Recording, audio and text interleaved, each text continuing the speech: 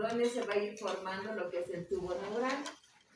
Y gracias a la formación del tubo neural se va a ir diferenciando en las vesículas, principalmente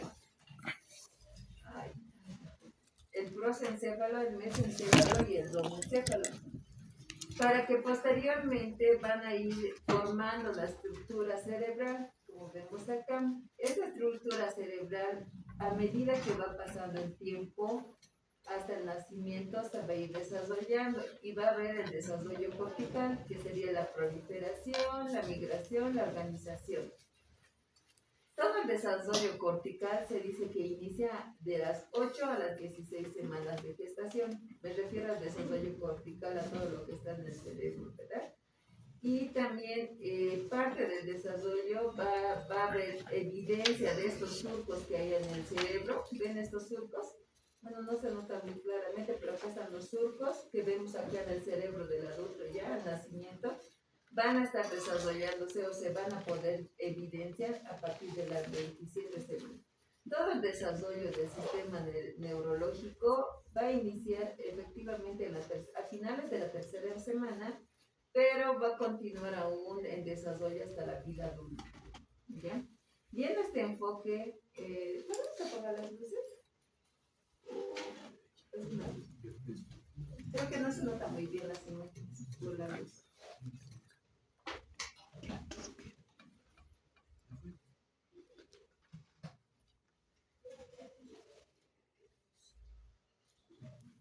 Así se ve mejor, ¿no? Bueno, ya. Entonces, tengan ese enfoque ustedes, que todo el desarrollo se va a ir dando a medida que va progresando el tiempo. Pero si se dan cuenta del desarrollo cortical, el tubo neural, el prosencéfalo, el mesencéfalo, el domoencéfalo, todo se va a dar desde la tercera hasta la octava semana. Por eso es tan importante estas semanas de gestación, por las notas que pueden desarrollar acá y las malformaciones que podemos tener. Si bien recordamos, a finales de la tercera semana, donde ya aquí va a estar la implantación, va a haber lo que son los 3 espacios. Acá vamos a ver primero el pedículo de fijación, el mesodermo extraembrionario, aquí vamos a ver mesodermo esplácnico y extraembrionario. Si nosotros vemos un corte tridimensional acá a este nivel, un corte transversal, si ven acá 2, vamos a ver lo que es transformación primitiva. Dentro de esta tenemos que saber que el disco embrionario trilaminar va a estar dividido en 3 capas germinativas primordiales. Todo parte desde acá, donde el desarrollo del sistema nervioso principalmente va a estar dado gracias al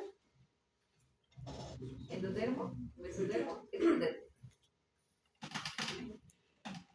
Ya han pasado las otras teóricas, ¿no? Ectodermo, niños, ¿ya? El ectodermo va a ser la capa germinativa que gracias a eso se va a ir desarrollando. Ahora, posterior a eso, nosotros vemos que a nivel de la notocorda vamos a ir teniendo un plano transversal, igual haciendo, vamos a hacer un corte a nivel de la placa neural. ¿Y qué es esto? Vean, neuroectodermo, que es la capa germinativa que va a ir desarrollando todo el sistema nervioso. Esa placa neural se va a ir desarrollando y se va a ir plegando. Esta de acá es la notocorda, ¿no? Proceso el cual la placa neural forma el tubo neural. Y el tubo neural, gracias a que va a estar desarrollado al ectodermo, por eso se llama neuroectodermo. Y todo esto es la neurulación. Como ya bien dije, va a haber las placas neurales a los costados y el surco neural que va a estar al medio. Estos dos se van a plegar, van a formar un tubo. Si ven ustedes, esto se va formando, vean acá. Cada vez va a ir más tubular, cada vez se va a ir desarrollando más. Y lo principal que tienen que saber ustedes acá, que son los neuroporos. ¿Cuántos neuroporos existen? 2. Uno es anterior y el otro posterior. Perfecto. 2 neuroporos. ¿Ya? De esos neuroporos anterior y posterior tienen que saber cuándo se va a ir cerrando el anterior, cuándo se va a cerrar el neuroporo posterior. Entonces, como vemos ya acá la chanchulla, el neuroporo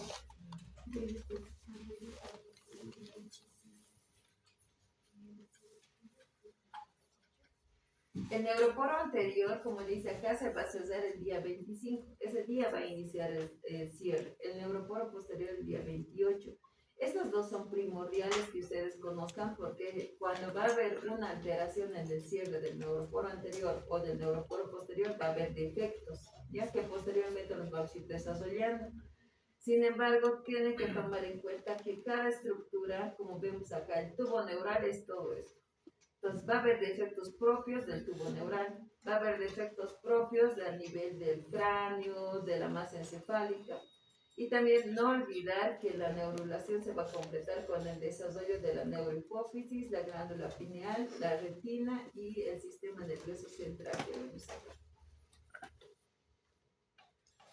Como ya bien a un inicio mencioné que como es el desarrollo se va a dar de la tercera a la octava semana, acá va a haber varias estructuras o noxas que van a poder implicar en la malformación del sistema nervioso. Dentro de ellas son virus, alguna infección, medicamentos propiamente dichos, fiebre, alguna infección a nivel materno, todo eso va a ocasionar que desarrollemos alguna malformación, ya sea cránea, cefalocele, todo este tipo de cosas tenemos que tomar en cuenta que se va a dar gracias a algún defecto o alguna alteración en las primeras semanas que es dentro del periodo embrionario.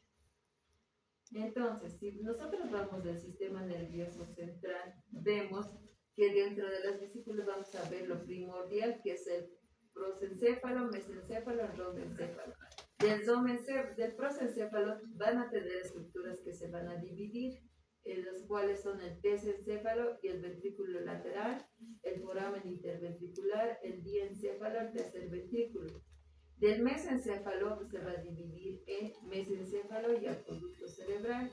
Del domencéfalo, el cerebelo, puente, del cuarto ventrículo y lo que es el mielencéfalo, médula espinal o bulbo. Hasta acá. Todo esto va a formar el sistema nervioso central. Propiamente de lo que es del tubo neural va a haber defectos, tanto en alteración en el cierre del neuroporo anterior como en el neuroporo posterior, pero también va a haber defectos a este nivel en las estructuras ya definitivas, en el tercer o cuarto ventrículo lateral, por aumento de líquido. En esos espacios que ven, esos espacios blancos, si ustedes se ven, se va a ir formando lo que es el líquido cefalorraquídeo. Y como inicia acá en los ventrículos laterales, van a ir su circulación por todos los ventrículos, del tercer ventrículo, a nivel del acueducto cerebral, lo que es el cuarto ventrículo y en la médula. Todo va a ir discurriendo lo que es el líquido cefalorraquídeo, que va a ser producido por los plexos coroideos, ¿no?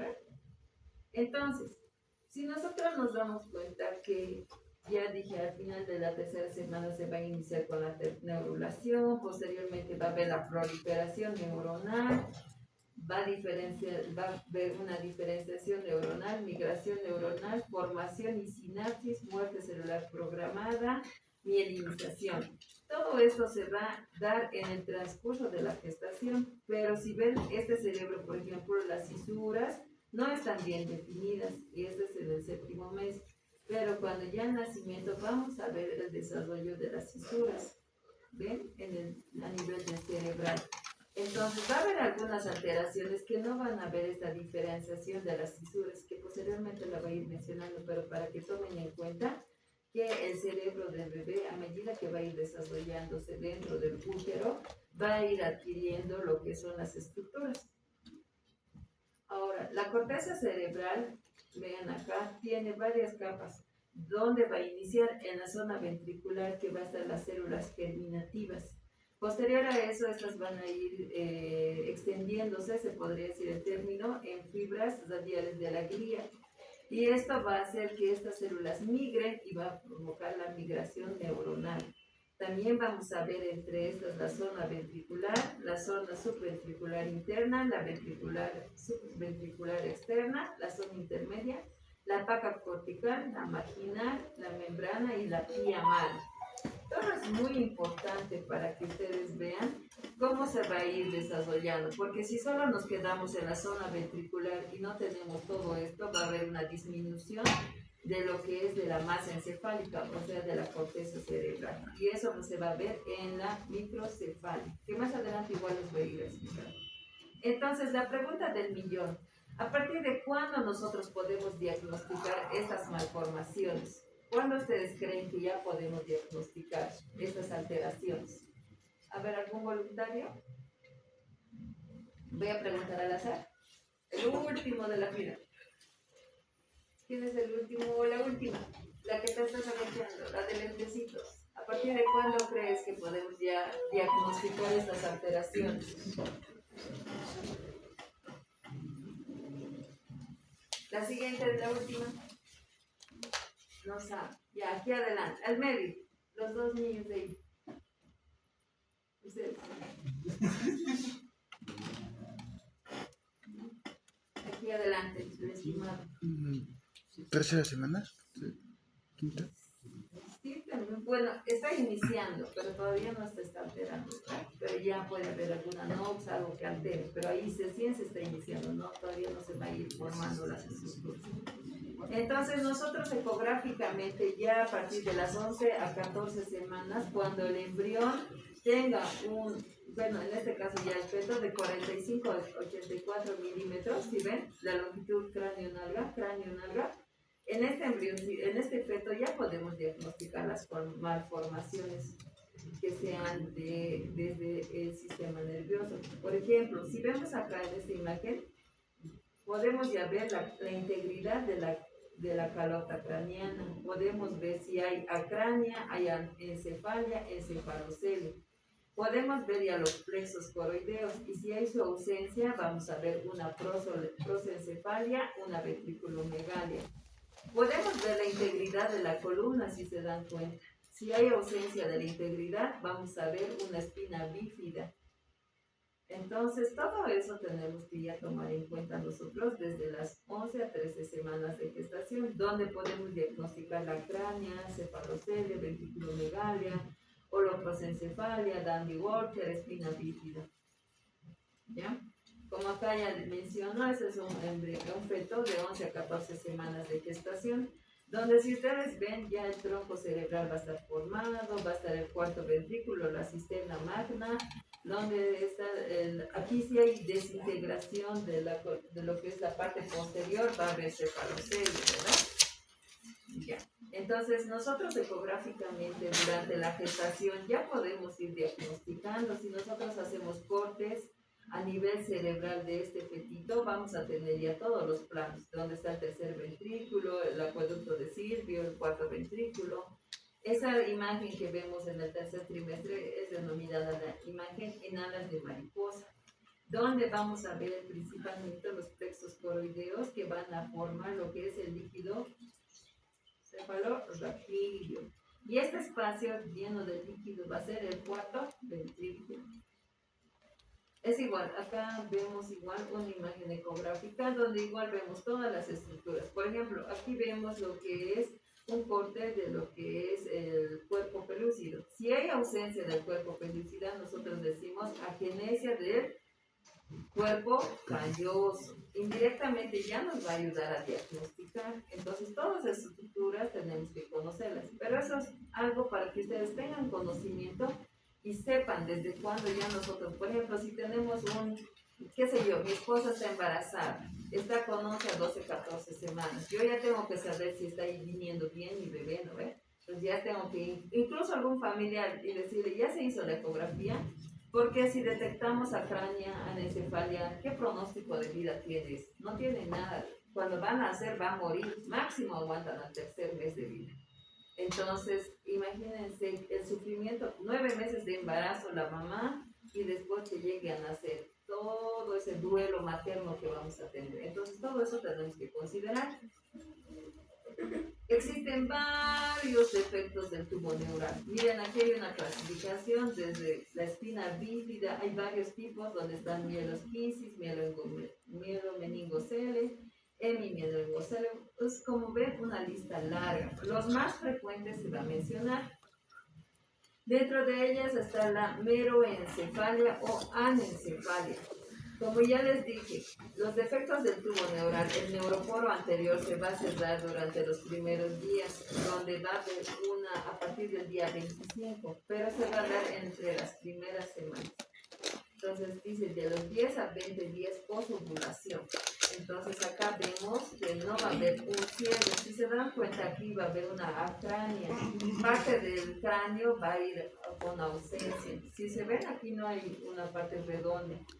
Entonces va a haber como que es un cráneo que va a estar descubierto, que no va a haber ni cráneo ni meninge que vaya cubriendo esta parte. También vamos a ver que el líquido cefalorraquídeo se va a desintegrar, va a hacer que se desintegre parte del cerebro, como vemos acá. Acá vemos en esta imagen una ecografía donde se ven los órbitas, aquí está la boquita, y aquí no hay el cráneo. Acá también en corte 3D igual vemos lo mismo. ¿Ya? Y este es un fetito de las 16 semanas. Si nosotros vemos en esta ecografía ya, como les mencioné al inicio, una ecografía de las 13 semanas, donde vamos a ver que aquí se está protruiendo toda la masa encefálica, ¿verdad? Aquí vemos, aquí está el cráneo normal, que cubre la masa encefálica. Sin embargo, acá no hay nada que cubre, que protege. Entonces la masa encefálica está saliéndose y el líquido cefalorraquídeo y el líquido amniótico van a hacer que estas estructuras se destruyan. Ya entonces va a haber ya destrucción y por eso va a ser lo que es la anencefalia, falta de masa encefálica. ¿No ve? Entonces generalmente esta patología se dice que en un 2.5 al 10% se va a dar en cromosomopatías, principalmente en las trisomías 2, 9, 13, 18 y 21. Mosaicismos de la trisomía 11 y triploidías. En estos fetos es más frecuente encontrar esta alteración.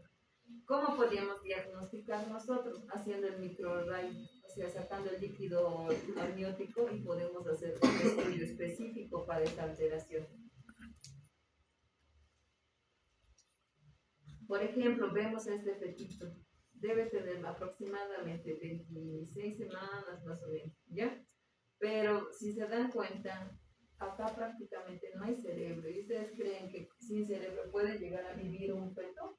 No, ¿verdad? Entonces lo que necesitamos es cuando nosotros diagnostiquemos de forma temprana, tenemos que ofrecer la terminación del embarazo a esta madre. ¿Para qué?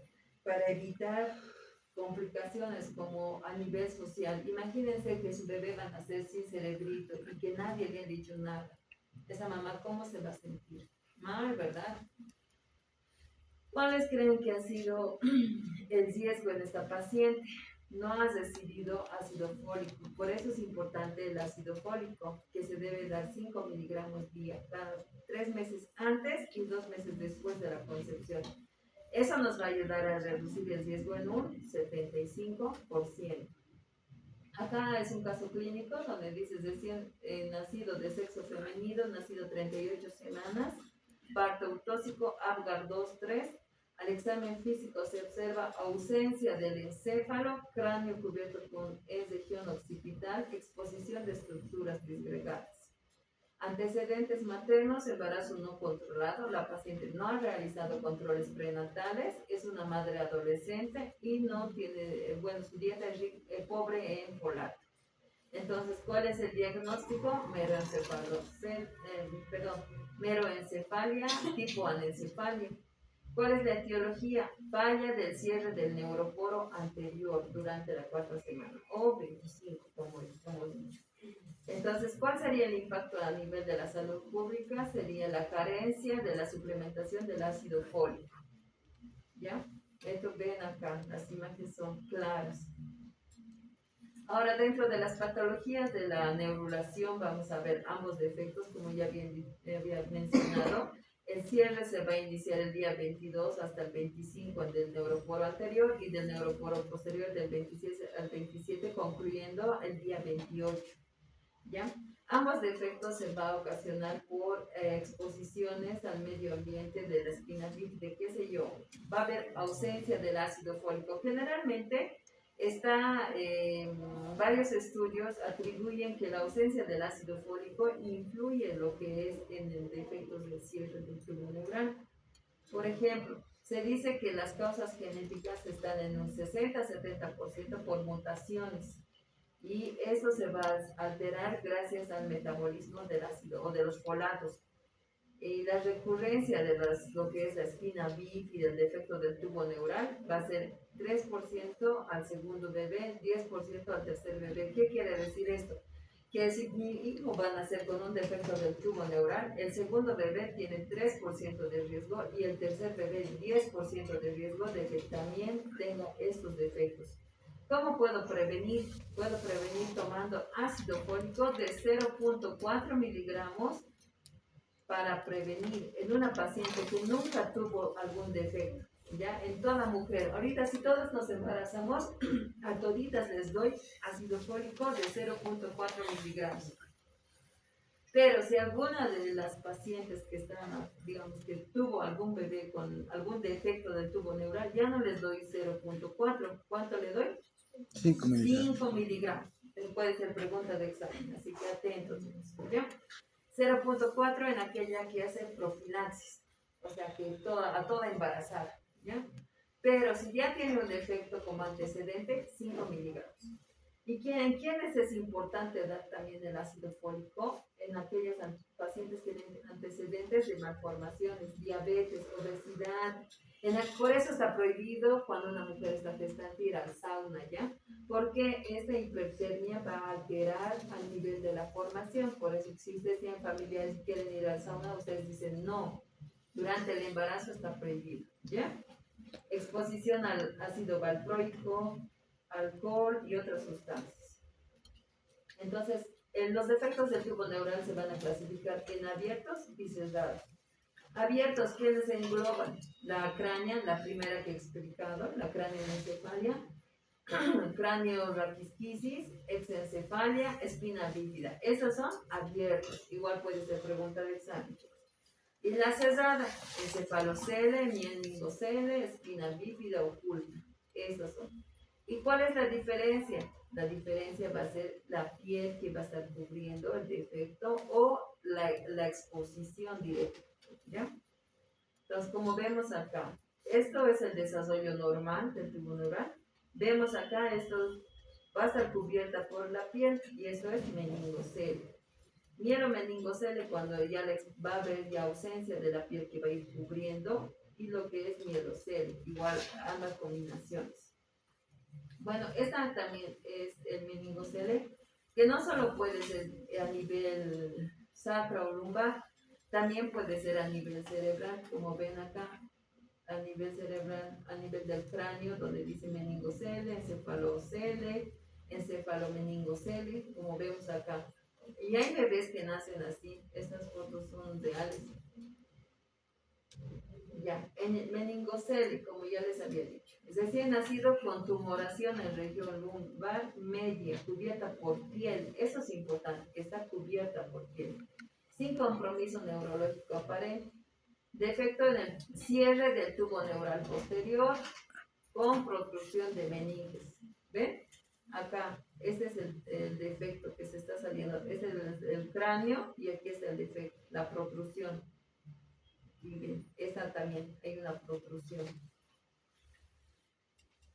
Ahora vemos el meningocele también en la parte lumbar. Como les dije, esta no solo se da en la parte sacra, sino también en la parte lumbar. Depende dónde se ha ocasionado, en qué momento del cierre se ha ocasionado el defecto. La otra patología es la hidranencefalia. Esa va a ser un recién nacido con macrocefalia, reflejos primitivos conservados, va a mostrar ausencia de hemisferios cerebrales que van a ser sustituidos por el líquido cefalorraquídeo. Como vemos acá, aquí tiene que estar el cerebelo, por ejemplo, en estas imágenes vamos a ver, vemos acá la masa encefálica, ¿verdad? Aquí está el cerebelo, aquí está la masa encefálica, los hemisferios cerebrales, pero acá, si ven, todo está lleno de líquido cefalorraquídeo, no hay nada dentro del cerebro. Todo se ha sustituido por el líquido cefalorraquídeo. Acá igual vemos lleno de líquido. Entonces, esta alteración, si ven, se va a dar por infarto bilateral de las arterias carotídeas en la etapa final avanzada.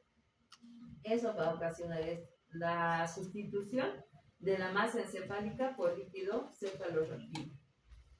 Ahora, la otra patología es la holoprosencefalia, donde va a haber una alteración a nivel de la línea media, donde no se va a ir formando lo que es el prosencéfalo. Y esto también es importante porque va a ser más de causa genética, alguna trisomía, y en mayor frecuencia es la trisomía 13. Esta trisomía 13 está asociada a lo que es a la holoprosencefalia. Puede presentar lo que es ciclopía. Ciclopía es como un ojo al medio nomás. Así, hay unas series o caricaturas o algunas películas que ven, ¿verdad? De eso se van a acordar. Si tienen un ojo al medio, eso se llama ciclopía. Y eso se da generalmente en la trisomía 13. ¿Ya? Ahora también vemos esta segmentación, como decían hace un momento, va a haber este fallo de la rotación. Si ven acá el saco dorsal y el ventrículo único se va a volver. Mientras aquí ven la formación va a estar normal y va a haber ausencia. Vean, va a estar un saco suelto, por así decirlo. ¿Ya? Todo esto va a ocasionar la holoprosencefalia. ¿Asociado a qué trisomía? 13. ¿Ve? La otra patología es la agenesia del cuerpo calloso. Toda estructura que vemos acá pintadita es el cuerpo calloso. Cuando hay ausencia del cuerpo calloso, vemos en que va a haber un defecto en la migración. Los axones en la línea media convencional no se van a definir. Si ustedes ven, recuerdan la imagen, esa imagen de acá. Acá vemos el cabo del septum pelúcido. En esta estructura, si nosotros vemos esta estructura, se dice que existe el cuerpo calloso. Cuando hay ausencia de esta estructura, quiere decir que hay ausencia del cuerpo calloso. ¿Por qué? Se dice que las estructuras que están a los costados de los hemisferios cerebrales van a ir migrando al medio. A medida que van a ir migrando al medio, va a formar el cuerpo calloso. Y si no va a haber esa migración, va a haber la agenesia del cuerpo calloso. ¿Ya? Acá también vemos la misma imagen, aquí hay ausencia del cuerpo calloso. Bueno, también acá quiero mostrar dónde es más frecuente la espina bífida. Si ustedes se ven, en toda parte de aquí del cuerpo, de la columna se puede desarrollar la espina bífida, pero en mayor frecuencia va a estar en la región lumbosacra, en un 42%. Pero también puede haber un defecto a nivel del tórax lumbar acá. Y a medida que va subiendo ¿cómo podría decir? El defecto, si se va a desarrollar a nivel superior, va a tener peor pronóstico porque va a haber mayores alteraciones. Ese niño no va a poder caminar, va a haber cuadriplegia, hemiplegia, dependiendo dónde se ha desarrollado la alteración. Pero a medida que el defecto sea por acá, desde el occipital, tórax lumbar, tiene mayor porcentaje de defectos. A eso se refiere. Pero donde más frecuente se ubican las lesiones, gracias a Dios, es a nivel de la región lumbosacra o sacrocervical. Pero si es a mayor, o sea, a más próximo el defecto, peor el pronóstico fetal. Se dice que a nivel posterior es donde más defectos se da, pero también se puede dar en los cuerpos vertebrales anteriores, pero solo en 1% de frecuencia. Bueno, es otra imagen igual que muestra lo mismo. Esa es la secuencia de Arnold-Chiari. Nosotros vemos eso cuando vemos acá el cerebelo se vuelve como una imagen de bananita.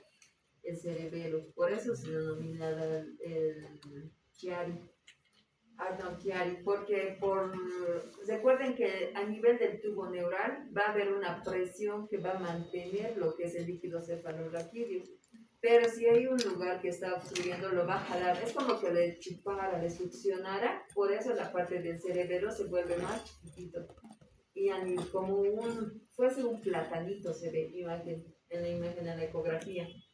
Como vemos acá, ¿ven? Es más chiquitito, este es el cerebelo. Pero si ven acá, en una ecografía normal, es más grande, ¿ya? Bueno, esta es una cirugía fetal abierta. Aquí explica la técnica quirúrgica para que tengan conocimiento. Si se descubre a las 26 semanas o antes de esta, se puede hacer una cirugía abierta, inútero está. Se puede separar el defecto y cerrar, introducir todo. Y estos bebés ya no tienen tantas complicaciones para la movilización, no van a tener alteraciones de la hemiplegia, cuadriplegia, ¿ya? Pero si el defecto se detecta mayor a las 26 semanas, lamentablemente ya no se puede hacer esta cirugía. El siringomelia. El siringomelia igual es un defecto del tubo neural, pero va a haber dilatación del conducto central por alteración en el desarrollo del canal ependimario. ¿Qué significa? Que va a haber un tubo donde va a estar conectado con otro tubo, por así decirlo, que va a estar lleno de la médula espinal dentro. Es como que un tubo se va a incrustar a otro tubo, eso es la siringomelia. Eso no es una alteración igual a nivel del defecto ependimario. Para terminar, tengan en cuenta las anomalías del desarrollo cortical. Todo lo que previamente mencioné es a nivel del tubo neural. Ahora todo esto va a ser a nivel cerebral, donde va a haber una alteración en la proliferación, en la migración y en la organización. Dentro de la proliferación va a estar si va a haber descenso de la proliferación, va a ser la microcefalia, todo pequeñito. Si va a haber incremento o falla en la apoptosis de la proliferación, todo grande, que sería macrocefalia. Donde va a haber alteración en la migración va a ser disencefalia, heterotopía, y cuando va a haber ausencia o en la organización de estas circunvoluciones va a ser espinencefalia, polimicrofilia, ¿ya? A grandes rasgos. Recuerden todas estas etapas de desarrollo y proliferación. Si va a haber disminución, el cerebro va a estar disminuido y va a haber retraso mental, ¿ya? Entonces, la incidencia de la microcefalia va a ser 1 en 6.000 a 10.000 recién nacidos vivos. La etiología, ¿cuáles son? Menor número de neuronas corticales. Si va a haber menor número de neuronas, puede deberse a cromosomopatías, efectos ambientales, infecciones, defectos del gen. Donde vamos a ver la primitiva, el síndrome genético, donde es el Smith-Lemma-Optis, y lo que es el Mecklen-Gruber. Y en patologías cromosómicas, el 18 y el 21 quienes tienen microcefalia. De causa adquirida generalmente está citomegalovirus, TORCH, ahora recientemente, hace añitos, ¿cuál ha sido? El Zika, ¿no ven? ¿Recuerdan? El Zika.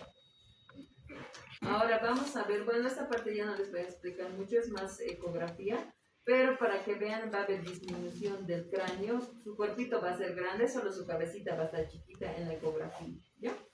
Y vamos a ver, cuando van a hacer, va a haber aplanamiento frontal. Si ven esta parte, debería estar medio bombadita, pero en estos niños va a ser aplanada. Va a ser orejas grandes, como ven acá, pero su cabecita va a ser pequeña. Entonces también va a haber calcificaciones. Puede tener agenesia del cuerpo caldeoso, es prosencefalia, igual ser parte del Mecklen-Gruber. Encefalocele, anomalías cerebelosas. Bueno, igual acá dice el pronóstico, dificultad en el aprendizaje, es lo principal que vemos, ¿ya? Es otro fetito que ha nacido así con microcefalia.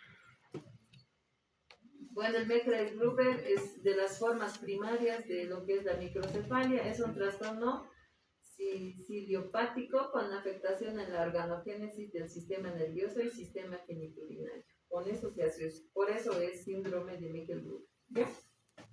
¿Por qué? Vamos a ver los riñones que están dilatados, ¿ven? Riñones poliquísticos. Y aquí la cabecita va a ser pequeña.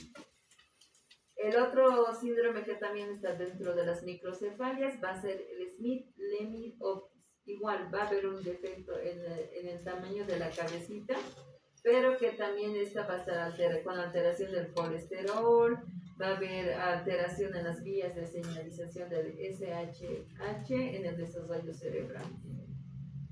Bueno, otra patología de la migración va a ser la lisencefalia.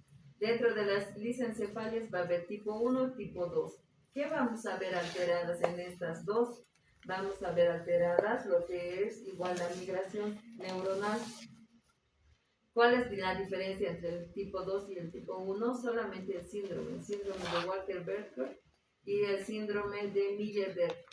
Ambas van a ser alteraciones. Y esta, la tipo 1, generalmente va a ser asociada al cromosoma X. Se va a dar más frecuente en varones. ¿Ya?